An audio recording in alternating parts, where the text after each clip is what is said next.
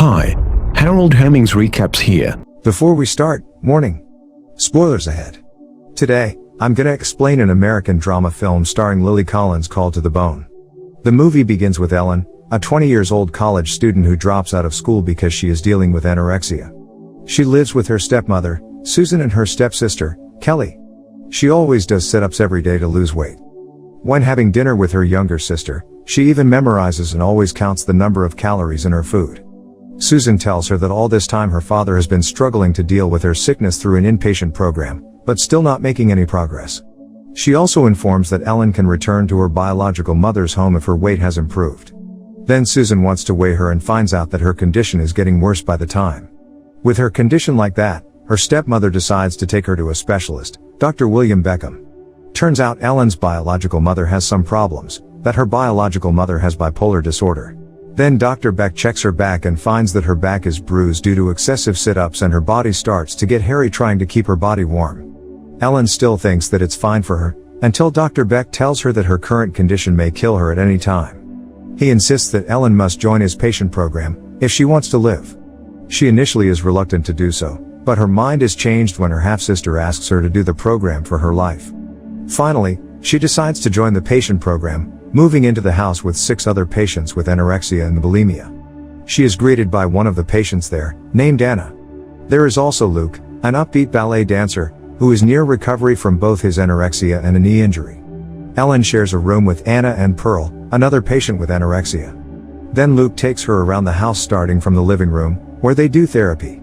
He also informs her that there is a point system given by Lobo, the inpatient nurse at the house. Points are earned for good behavior such as doing chores. These points can be used for personal pleasure, like going out of the house on their own will. Luke acts as a moral cheerleader for the other patients and takes a special interest in Ellen, eventually revealing that he is a fan of Ellen's art. Lobo explains about the rules during mealtime. If they eat well and their weight is close to their target, then they can earn extra points. They are also not allowed to leave the dining table and all bathrooms are locked for 30 minutes after mealtime to prevent purging. At night, Dr. Beck plans to have a family therapy session for Ellen. She even does sit-ups in the middle of the night. The next day at the family therapy session with Dr. Beck, all of her family comes at the session besides her father. Since 18 months earlier, Ellen was living with her mother, who abandoned her to move to Phoenix, Arizona, with her mother's partner. It is also revealed that previous artwork she had posted on Tumblr was cited as an influence by a girl who later killed herself. After the session, she promises to try to do better, but instead continues to lose her weight. Ellen is trying to make progress day by day. At one time, Dr. Beck tells her that he doesn't like her name because it's outdated. She agrees with Dr. Beck's statement and then decides to change her name to Eli.